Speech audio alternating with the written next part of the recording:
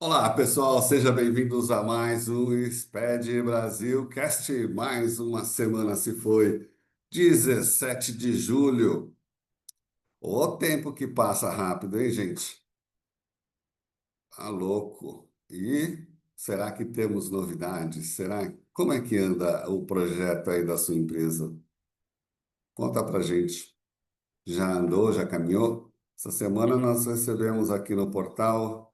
Espera aí que eu preciso tirar o meu paralelo aqui.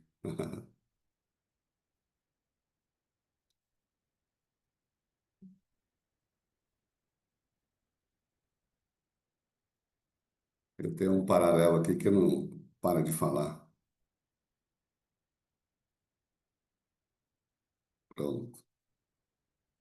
Bom, essa semana a gente recebeu três pedidos de projetos.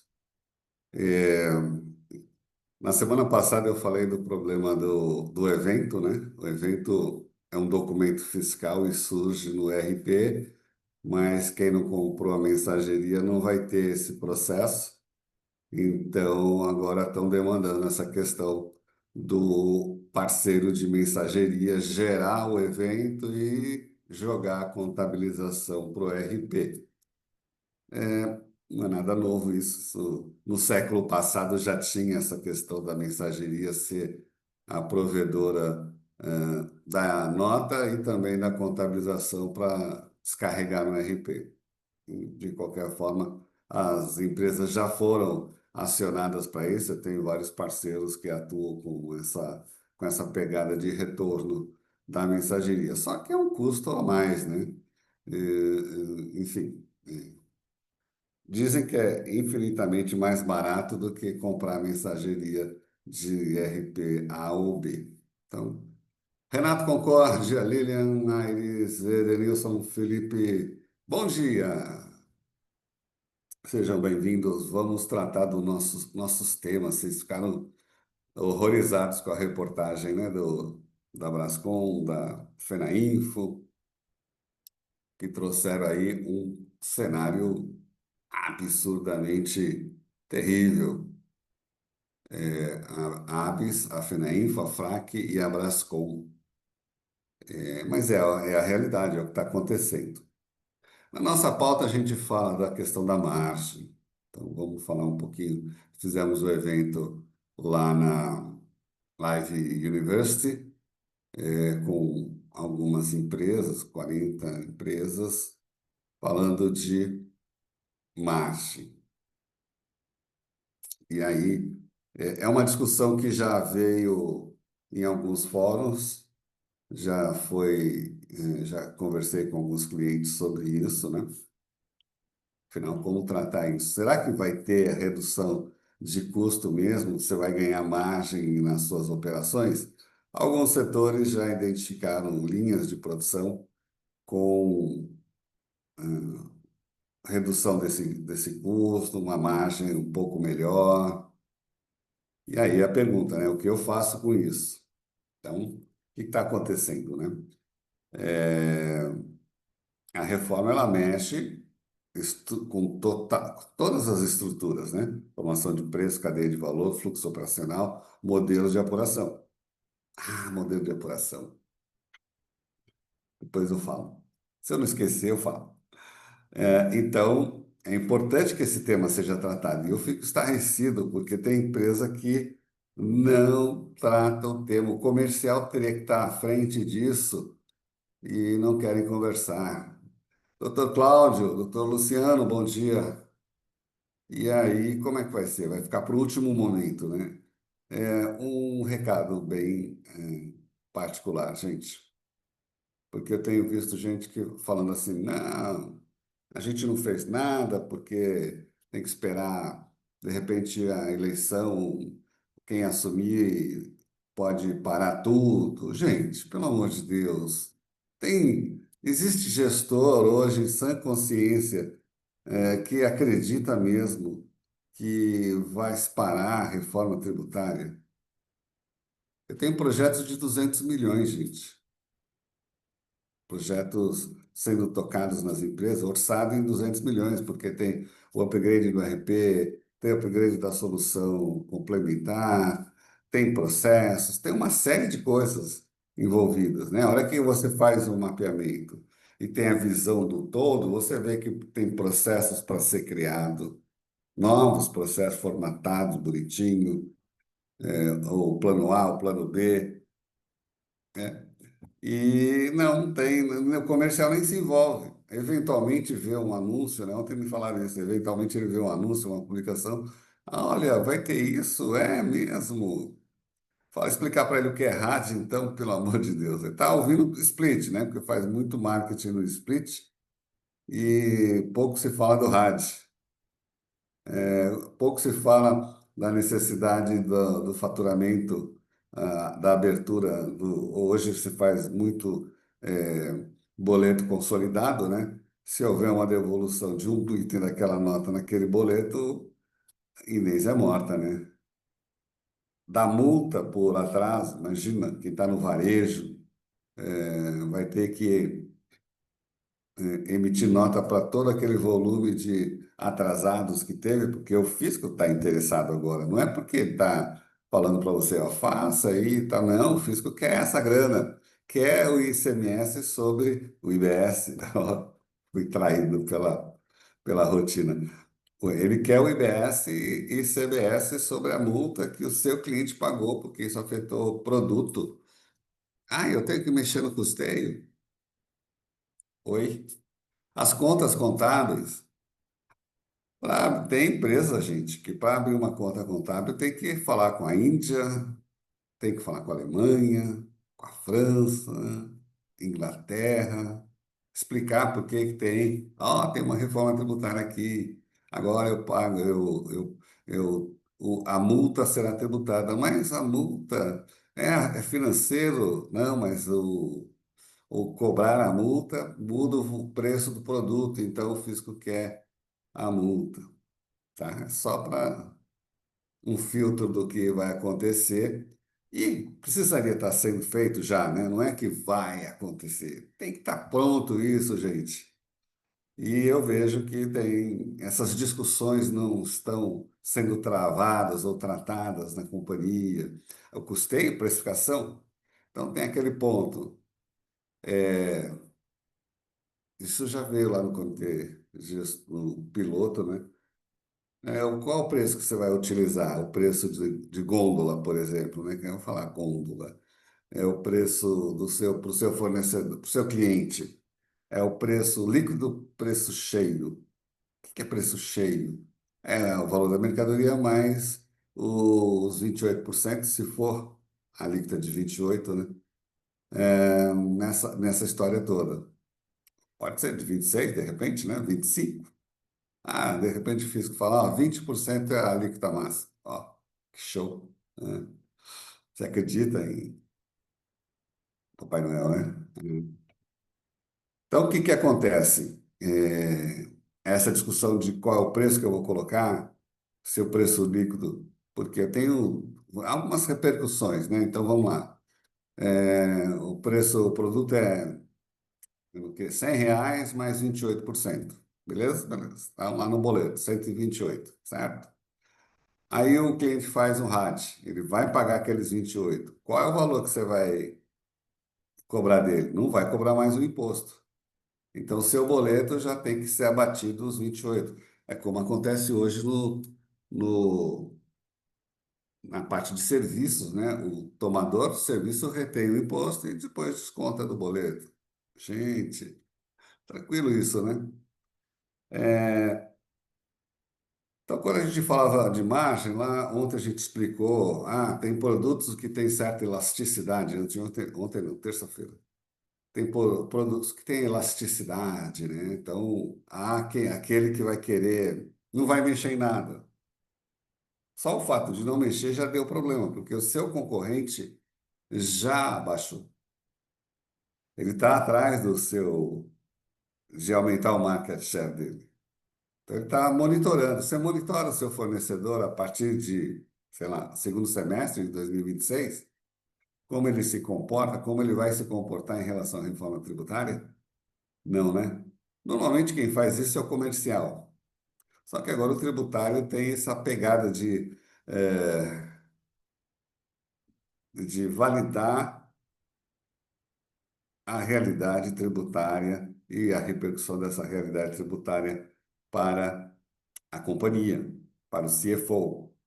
Então, que ferramentas você tem hoje para fazer esse monitoramento? Eu tenho um amigo que trabalha com isso, de pesquisa de preço e tal, mas normalmente é o comercial que cobre, não o CFO e não a área tributária.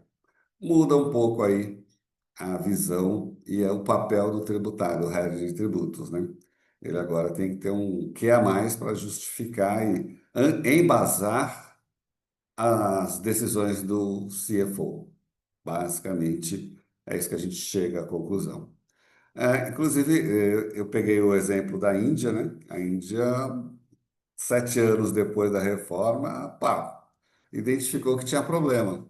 Houve ganhos com a reforma tributária porque as empresas estavam absorvendo a margem. É isso que a gente está falando. O preço não baixou.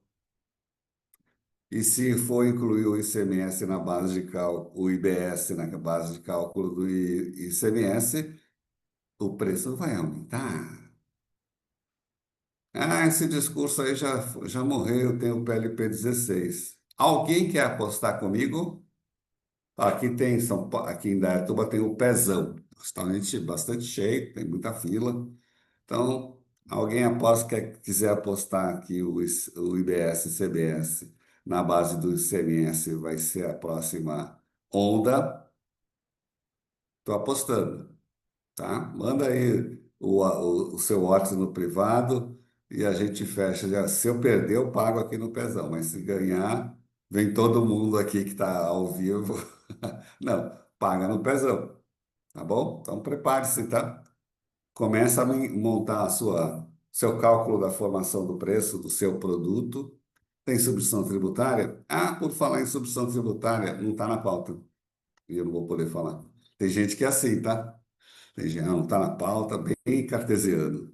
Mas eu não sou de peixes, então a questão é a seguinte: é, na reunião que teve em São Paulo das empresas, esse tema veio à tona, né? Porque o ICMS-ST foi recolhido lá pela fábrica e eu vou abater esse preço, eu estou no meio, no meio de cadeia, eu preciso desse valor. Ah, mas isso aí não está na nota. Ah, então vamos ter que trabalhar isso. Hoje já tem no SPED, né? Mas tem gente que não coloca na nota. E como é que faz? Vamos criar um campo? Até o coordenador lá, o responsável pelo projeto todo, então, da apuração assistida, falou, ó, eu conheço muito bem esse assunto, porque a CAT 42 de São Paulo e a CAT 83 é da minha autoria. Gente, é um negócio absurdo. Então, é, prepare-se também para a questão da exclusão do ICMS-ST. Esse tema voltou à tona agora. Também estava conversando com o representante das indústrias, há pouco. Então, as empresas cobraram, né? Então ele falou: ó, ou eu crio uma nova obrigação acessória que ninguém quer, ou então tem que pôr na nota. E na nota tem que ser obrigatório, porque senão, né, o beneficiário não recebe essa benesse, vamos falar assim. Gente, existem pontos de discussão, e tratativas que a gente leva para o fisco, se a gente juntar, aliás, eu estou juntando isso. É muita coisa, tá? Então, a gente guarda esse discurso, porque lá no final a gente vai falar exatamente disso. Então, só para fechar a questão da margem, existe essa discussão. Hoje não existe uma obrigatoriedade, não existe um órgão fiscalizador, tá? Então, dos que existem, a PROCON é estadual, não tem atribuição para cobrar margem, só preço. O Senacom, né, a Secretaria Nacional do Consumidor, é em nível nacional, mas também não tem atribuição para fiscalizar margem, lucratividade. Na Índia, eles criaram o NAPA, que é um órgão só voltado nisso. com punição, exigência de devolução do que foi cobrado a maior, milhões, tá? E a empresa ficou exposta, né? O que é o mais a reputação da empresa, o acionista não quer que ela sofra nenhum revés. E lá não teve chabu, não teve, a história foi outra. Aqui vai vir aquele discurso, né? Não, aqui é uma economia de mercado, aqui a livre iniciativa. Calma, gente. Eu só estou alertando, tá? Para você não ser pego de surpresa, para você se preparar. São questões que você tem que travar aí na companhia. Ninguém conversou sobre imagem contigo ainda.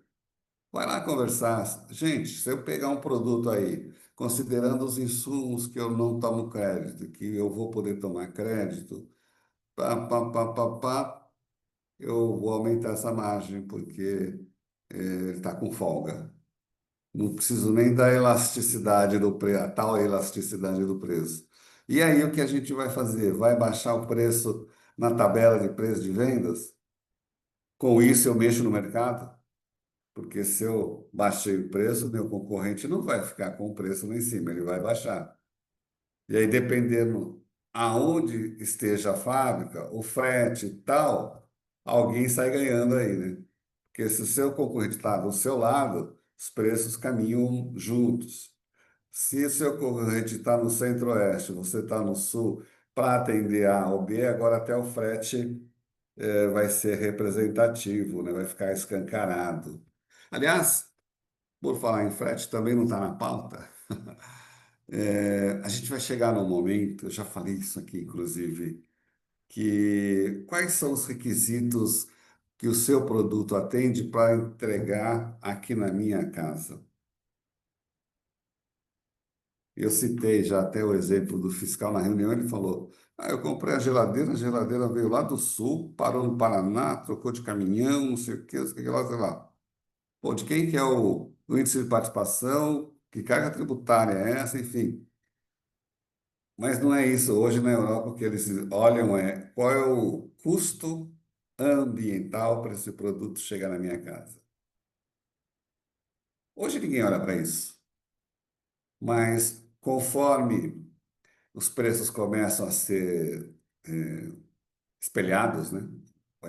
Não vai ter incentivo fiscal, então vai ficar tudo ali para e passo. E aí você, fornecedor, vai falar: o custo ambiental do meu produto para chegar na sua casa é zero, porque eu trabalho com neutralidade do carbono, etc. E eu estou próximo aos grandes centros, eu não preciso viajar ao Brasil para te entregar um produto. Isso não tem, tá? Teremos. Aguarde. O contribuinte, o consumidor, melhor dizendo, vai ficar mais exigente.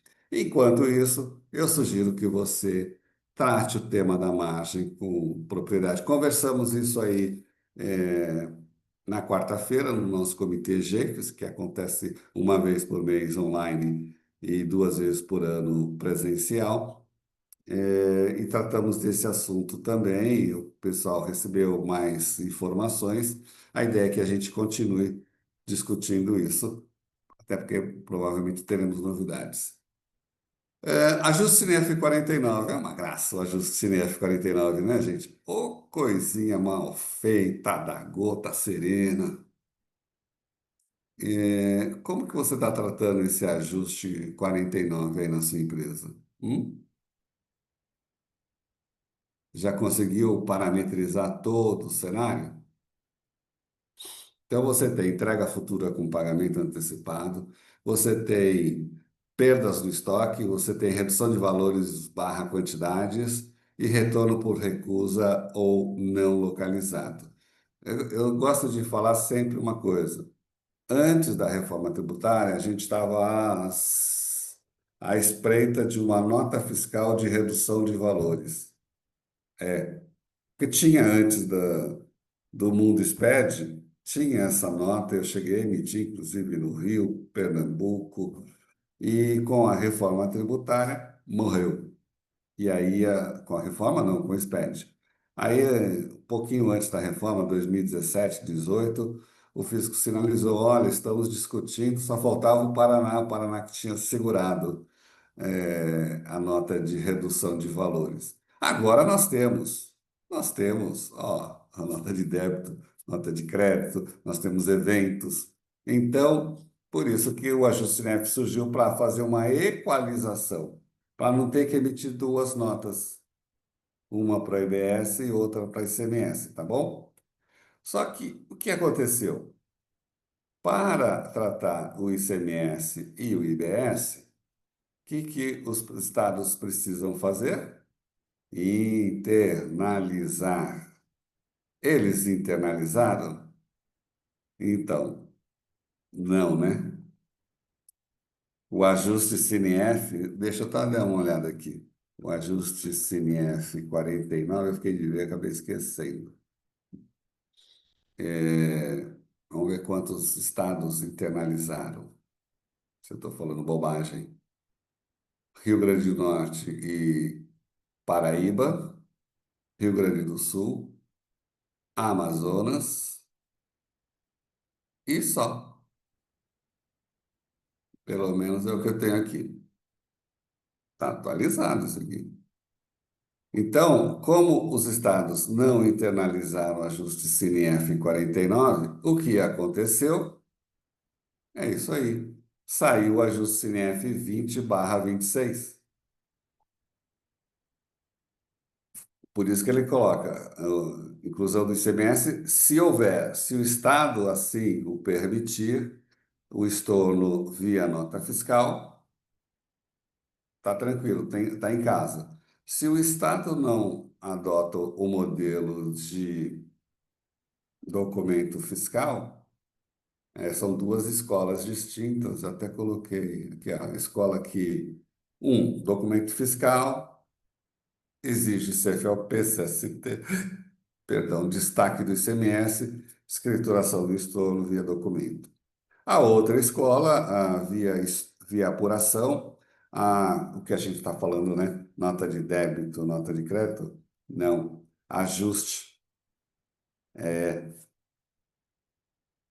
Ajuste na apuração. Aquela pilha de documentos fiscais no final do mês. Ah, vamos tornar as vendas para a Zona Franca, para a área de livre comércio, entendeu? Então, por isso que ele soltou esse bendito ajuste CNF 20, a critério de cada UF. A gente achou que ele nunca mais diria isso, pedimos isso na reunião, não dá para colocar uma legislação a critério da UF, a gente tem que ficar batendo na porta de cada UF, que também é atrasado. A turma do ICMS dos estados não estão nem aí para a internalização, atraso, isso deveras, um ano depois da publicação. Tá? Essa é uma crítica minha, não é de ninguém, não, tá? Eu observo, eu acompanho isso aqui. Então, é assim que ficamos em relação a esse tema. A outra alteração é o estorno do ICMS, tranquilo, e vai ficar por isso mesmo. Acho que tá bom isso, não tá? Podia ficar melhor, né? Podia dar uma tratativa mais coerente, mais justa, enfim. Agora, nesse ajuste 20, a alteração da nota de crédito usada quando uma nota já é emitida e não pode ser cancelada, mas precisa ter valor ou quantidades reduzidas. Nesse caso, o destinatário informado, que deve ser o mesmo da nota original. São aquelas mudanças pequenininhas de operação que afetam o dia a dia, a escrituração da nota. Eu mandei para o comitê gestor ontem uma pergunta lá do nosso grupo do piloto, empresas do comitê, que é aquela história da incorporação, fusão, cisão, porque você fez uma fusão, empresas fusionadas, incorporadas. E aí o que acontece? Começa a chegar um mês, 2 meses depois, no Eva, devoluções. Só que o CNPJ foi incorporado, não tem mais. Aí não aceita essa nota. Então, esse é um problema de transição. Isso acontece hoje também, tá?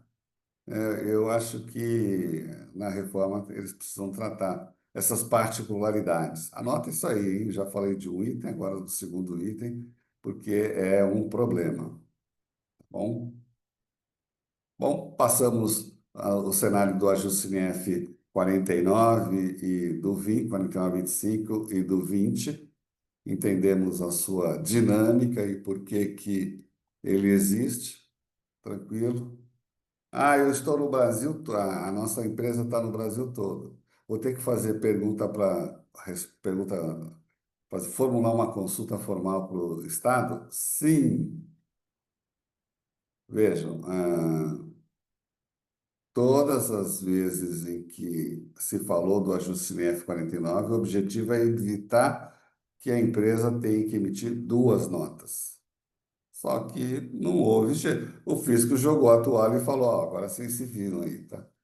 Afinal, reforma tributária, mantendo a autonomia dos estados para legislar sobre o velho, hum, capaz de criar obrigação nova, como criou o Rio de Janeiro lá quando descobriu que não ia ter os dados da nota nacional, né? Aí ele criou três obrigações acessórias. É assim que funciona no Brasil. E se for um governo da oposição, estamos no breu, né? Quanto mais ele puder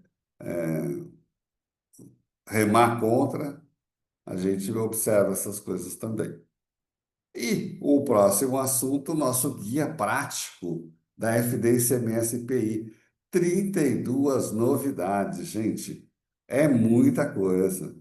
Para janeiro de 2026. Você já analisou isso? Não deu tempo, né? Ah, teve gente que já se debruçou, já deu uma olhadinha. E o tema mais salgado de todo o guia prático é o item 11. Baixa aí o manual, que ele trata aí o indicador de emitente e o indicador de operação. E ele colocou uma regrinha nova que eu estou questionando. Cara, em sã consciência, pelo amor de Deus, me ajuda aí. E eu não vou, eu não vou criticar muito, tá? Porque existe um motivo lá na frente que a gente não pode falar, mas ele, em linhas gerais, ele diz assim: indicador de emitente estiver errado, meu amigo, o documento entra errado no bloco. Indicador de operação, se estiver errado, vai ter problema com esse indicador. Então, tome muito cuidado, porque ele mudou a regra, né? Então, esse indicador de operação, indicador emitente, ele fez um. Sabe quando você chacoalha um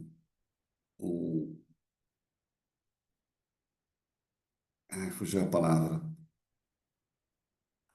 Chacoalhou tudo que está lá dentro para poder tirar um prêmio, só que tirou o bilhete errado, a urna. Quando você chacoalha a urna, vamos misturar tudo, toca o sino. E aí, o que que aconteceu? Ele está falando que se você como é que eu falo para vocês? Então, qual que era a nossa lógica? Eu tenho uma nota emitida contra a minha empresa, é uma nota do meu fornecedor, então, para mim, no meu sistema, era emissão, era nota de entrada. Agora, passa a ser proibido escriturar documento de terceiros como entrada, indicador de operação zero. Quando emitente um documentos de emissão própria, deve ser registrado exclusivamente como entrada indicador de operação zero. Fica vedado registrar documento próprio como saída. Olha que coisa de louco. Tá aí na 323, dá uma olhada lá, tá? É, E aí ele faz uma série de ajustes também para garantir a rastreabilidade, né, dos créditos, a rastreabilidade das operações.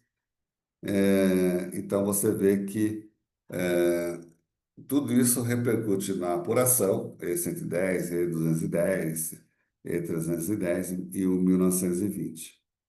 Então, o que que acontece? Você tem que mexer no sistema para mexer nessa história toda. Faça um teste para você ver o impacto que isso vai dar na operação de vocês, vai representar na operação de vocês, tá? Mas eu ainda não desisti de uma reviravolta. Eu questionei o físico disso. Ele vai dar os argumentos deles por conta do novo cenário, para equalizar o modelo com a reforma tributária. Está fazendo apuração agora, né? É interessante isso, né, gente? Porque ele está vendo na pele como que é fazer a apuração, que a gente fez a vida toda.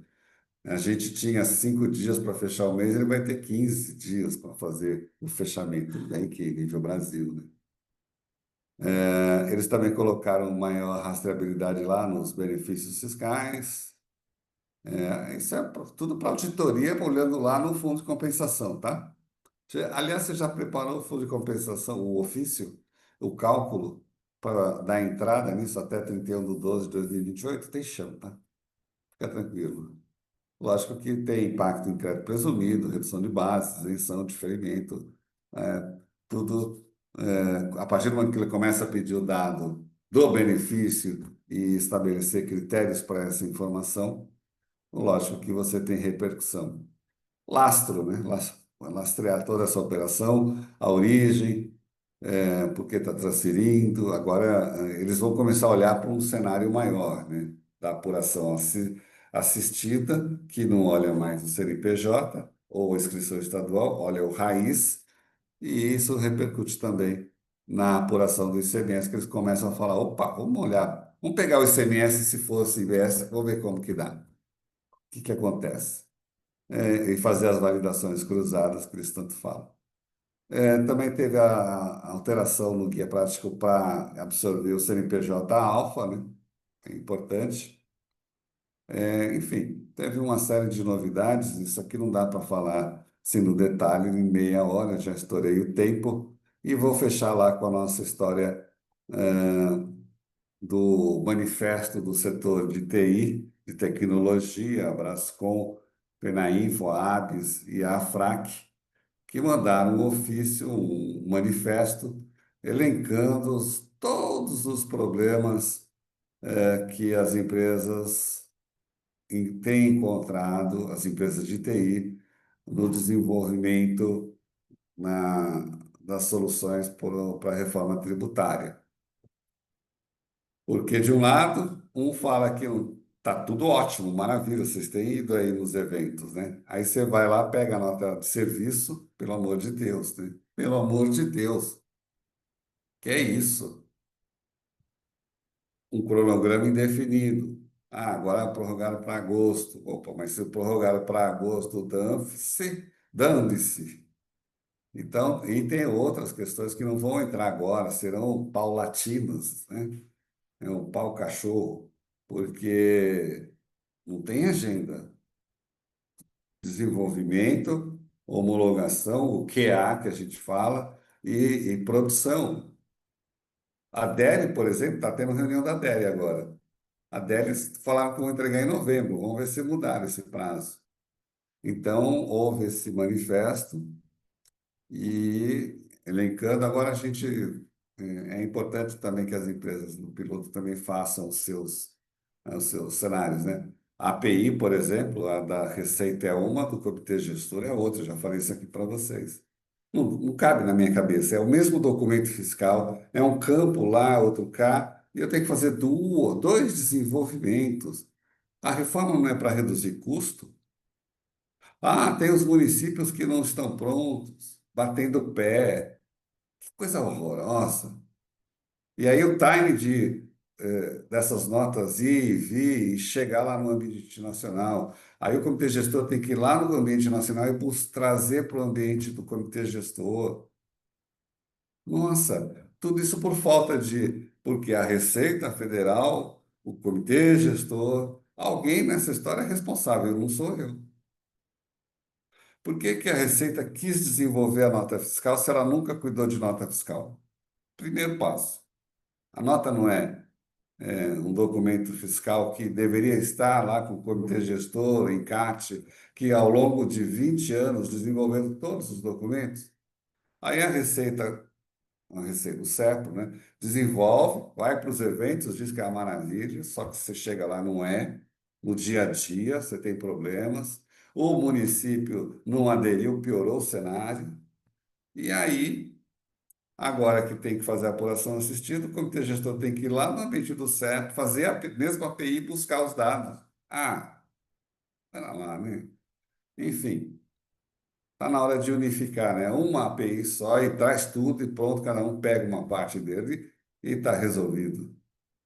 116 normas para a reforma tributária. Voltou o que era, tá? Aquela história de simplificação era bobagem, é igual a Revolução dos Bichos. Já leu o livro? Leia.